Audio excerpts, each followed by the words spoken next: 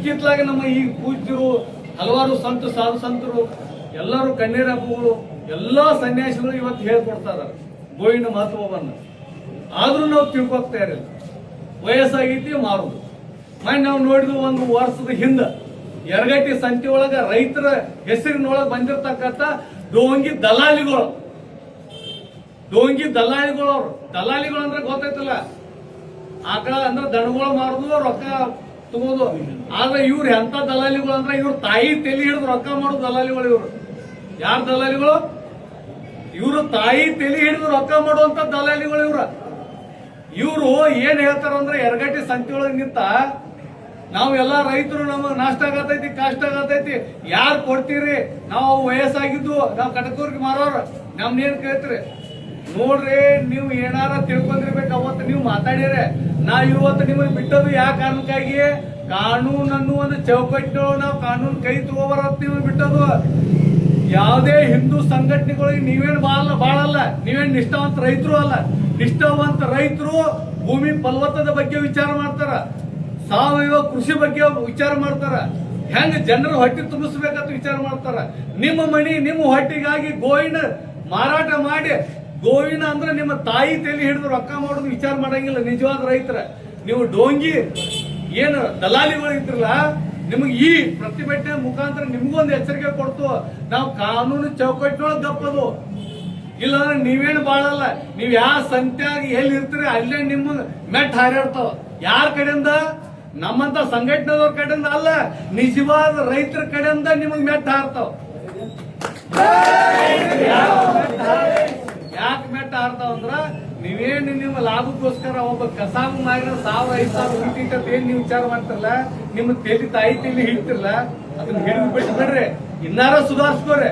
ಅದಾವ ಎಮ್ಮೆಗಳ ವ್ಯಾಪಾರ ಮಾಡ್ಕೋರಿ, ಆಡ ವ್ಯಾಪಾರ ಮಾಡ್ಕೋರಿ, ಬ್ಯಾರೆ ದನಗಳ ವ್ಯಾಪಾರ ಮಾಡ್ಕೋರಿ. ನಿಮ್ ದಲ್ಲಾಳಿ ಹೊಟ್ಟೆ ತುಂಬಿಸ್ಕೋರಿ, ಗೋವಿಂದ ಬಿಟ್ಟು ನಿಮ್ ಹೊಟ್ಟೆ ತುಂಬಿಸ್ಕೋರಿ.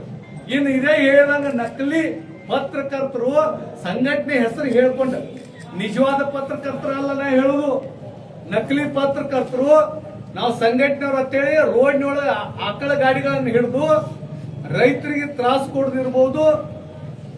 ನಿಜವಾದ ರೈತರು ತಮ್ಮ ಮನೆಗಳಿಗೆ ಗೋಗಳನ್ನು ಸಾಗಾಟ ಮಾಡ್ತಿರ್ತಾರ. ಆ ನಿಜವಾದ ರೈತರು ಯಾರು ನಮ್ ಕಾರ್ಯಕರ್ತರಿಗೆ ಗೊತ್ತಾಕೈತಿ, ಅವ್ರು ಯಾರು ಗಾಡಿ ಹಿಡಿದಿಲ್ಲ.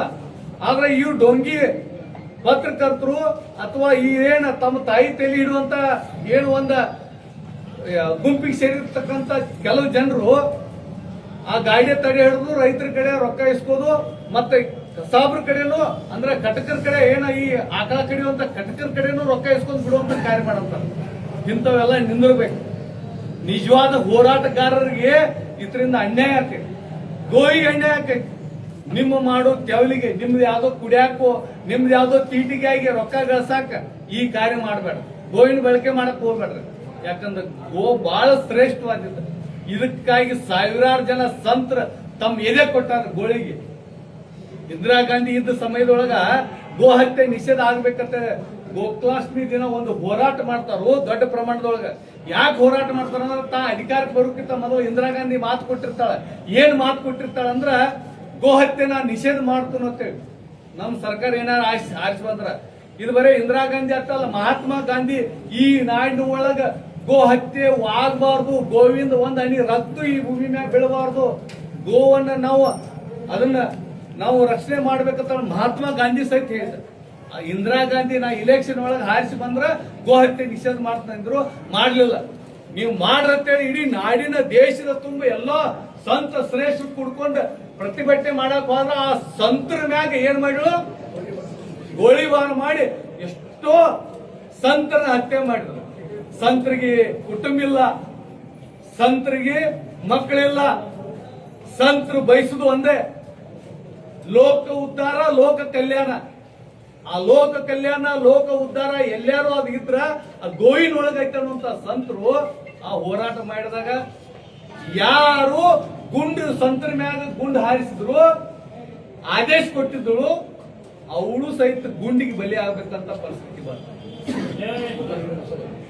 ಅದು ವಿಶೇಷ ಏನಂದ್ರ ಯಾವ್ದು ಸಾಕಿ ಗೋಳಿಬಾರ ಆದೇಶ ಕೊಟ್ಟಿರೋ ಸಂತರ ಮ್ಯಾಗ ಅದೇ ಅವತ್ತು ಗೋಕುಲಾಷ್ಟಮಿ ಇತ್ತು. ಮತ್ತ ಅದೇ ಮುಂದ್ ಒಂದಿನ ಗೋಕುಲಾಷ್ಟಮಿ ದಿನ ಆ ಒಂದು ಏನು ಈ ದೇಶದ ಪ್ರಧಾನಿ ಇದ್ರು ಆಕಿ ಸ್ನಾನ ಮಾಡಿ ಹೊರಗೆ ಬರ್ಬೇಕಾದ್ರ ಆ ಹೆಣ್ಮಗಳ ಮ್ಯಾಗೂ ಗುಂಡ ಯಾವಾಗ ಗೋಳಿಬಾರ್ಗೆ ಆದೇಶ ಕೊಟ್ಟಿದ್ರು ನೋಡ್ರಿ ಎಷ್ಟು ಕಾಕ್ತಾಳಿ. ಇದೇ ನಮ್ಮ ಸಂಸ್ಕೃತಿ ಒಳಗೆ ಇರ್ತಕ್ಕಂತ ಒಂದು ದೈವಿ ಶಕ್ತಿ. ಯಾವ ದಿನ ಆಗಿತ್ತು ಸಂತರ ಮೇಲೆ ಗೋಳಿಬಾರ್, ಅದೇ ದಿನ ಆ ಮಹಿಳೆ ಮ್ಯಾಗ ಗೋಳಿಬಾರ್. ಅದಕ್ಕೆ ಬಂಧುಗಳೇ ನಾವು ಹೇಳುದು ಇಷ್ಟ, ಈ ಎಲ್ಲ ಫಲವತ್ತತೆಗೊಳ್ಳಬೇಕಾದ್ರ ಗೋ ಬಹಳ ಮಹತ್ವ. ಗೋವಿನ ಗೋಮಯ, ಗೋ ಮೂತ್ರ ಇತ್ಯಾದಿಗಳ ತುಪ್ಪ ಔಷಧಿ ಗುಣ. ಒಂದು ಆಯುರ್ವೇದದಲ್ಲಿ ಗೋವಿನ ತುಪ್ಪಕ್ಕೆ ಬಹಳ ಮಹತ್ವ ಇದೆ. ಇಡೀ ಮನುಕುಲ ಈ ಗೋವಿನ ಮ್ಯಾಗ ಇದೆ. ಎಲ್ಲಿ ಗೋವಿದಾವ ಅಲ್ಲಿ ಸಂಪತ್ತು ಐತಿ, ಸಮೃದ್ಧಿ ಐತಿ, ಸುಖ ಐತಿ. ಅದಕ್ಕಾಗಿ ನೀವು ತಿನ್ರಿ, ಯಾರು ತಿನ್ನೋರಂದ್ರೆ ಬ್ಯಾರೆ ತಿನ್ರಿ. ದನ ನಿಮ್ಗೆ ತಿನ್ಬೇಕಾಗಿತ್ತು ರಗಡ. ನಾವು ಪೂಜೆ ಮಾಡ್ತು ಅನ್ನೋ ಕಾರಣಕ್ಕೆ ಇದನ್ನ ನೀವು ಕಡಿಬೇಡ್ರ ಅಂತ ಹೇಳತ್ತಿಲ್ಲ. ನಾವು ಪೂಜೆ ಮಾಡತ್ತಿದ್ ಯಾವ ಕಾರಣಕ್ಕಂದ್ರೆ ಇದ್ರೊಳಗ ದೈವಿ ಶಕ್ತಿ ಐತಲ್ಲ, ದೇವ್ರ ಐತಲ್ಲ, ಇದ್ರೊಳಗ ಔಷಧಿ ಗುಣ ಐತಂತೇಳಿ, ಇದ್ರೊಳಗೆ ಈ ಮಣ್ಣಿನ ಫಲವತ್ತತೆ ಹೆಚ್ಚು ಮಾಡೋ ಗುಣ ಐತಂತೇಳಿ, ಈ ಮನುಕುಲ ಇದ್ರ ಮ್ಯಾಗ ಅಡಿಗೆ ಐತಂತೇಳಿ ನಾವು ಗೋ ಹತ್ಯೆ ಮಾಡಬೇಡ್ರ ಅಂತೇಳಿ ನಿಮ್ಮಲ್ಲಿ ಕಲ್ಕಳಿ ಮಾಡತ್ತದು. ನಿಮ್ಗೆ ತಿನ್ನೋ ಪದ್ಧತಿಗೆ ನಮ್ಗೆ ಇರೋದಿಲ್ಲ. ಬ್ಯಾರೆ ತಿನ್ರಿ, ನಿಮ್ಮ ಮಾಂಸ ತಿನ್ನಾಕ ರಗಡ ಪ್ರಾಣಿಗಳದಾವ. ನೀವು ರಗಡ ಪ್ರಾಣಿ ಕರೆದು ನೀವು ತಿನ್ನೋದು ನಮಗ ಹತ್ರ ತಕರಾರಿಲ್ಲ. ಆದ್ರ ನಿಮ್ಮ ಆಹಾರಕ್ಕೆ ನಮ್ಮ ತಕರಾರಿಲ್ಲ. ನಾವು ಹೇಳೋದು ಒಂದ, ಇದ್ರೊಳಗೆ ಔಷಧಿ ಗುಣಗಳದಾವು. ಆ ಕಾರಣಕ್ಕಾಗಿ ನಮ್ಮ ಪೂಜ್ಯರು, ನಮ್ಮ ಹಿರಿಯರು ಇದನ್ನ ಪೂಜೆ ಮಾಡ್ಕೊತ ಬಂದ್ರೆ ಬ್ಯಾರೆ ಯಾವ್ದೋ ಕಾರಣಕ್ಕಾಗಿ ಅಲ್ಲ. ಅದಕ್ಕಾಗಿ ಈ ಸರ್ಕಾರ, ನಮ್ಮ ರಾಜ್ಯ ಸರ್ಕಾರ ಆಗಿರ್ಬೋದು, ಕೇಂದ್ರ ಸರ್ಕಾರ ಆಗಿರ್ಬೋದು, ಈ ಗೋ ಹತ್ಯೆಯನ್ನ ಸಂಪೂರ್ಣವಾಗಿ ನಿಷೇಧ, ಇಡೀ ದೇಶದ ತುಂಬ ಒಂದೇ ಕಾನೂನು ಲಾಗು ಮಾಡಿ ಎಲ್ಲೂ ಗೋವಿಗೆ ಕಳಂಕ ಬರ್ದಂಗ, ಗೋವಿಂದ ಒಂದು ಹನಿ ರಕ್ತ ಈ ಭೂಮಿ ಮ್ಯಾಗ ಬೀಳಬಾರ್ದಂಗ ಒಂದು ಆದೇಶವನ್ನು ಹೊರಡಿಸಿ ಪ್ರತಿ ತಾಲೂಕು ಕೇಂದ್ರಗಳಿಗೆ 2-3 ಗೋಶಾಲೆಗಳನ್ನು ತೆಗೆದು ಗೋವಿನ ಸಂರಕ್ಷಣೆ ಮಾಡೋದ್ರ ಜೊತೆಗೆ ಇಡೀ ಸಂಪೂರ್ಣ ಗೋ ಹತ್ಯೆಯನ್ನು ನಿಷೇಧ ಮಾಡಬೇಕಂತ ಈ ಪ್ರತಿಭಟನೆ ಮುಖಾಂತರ ನಾ ಕೇಳ್ಕೊಳ್ತೀನಿ.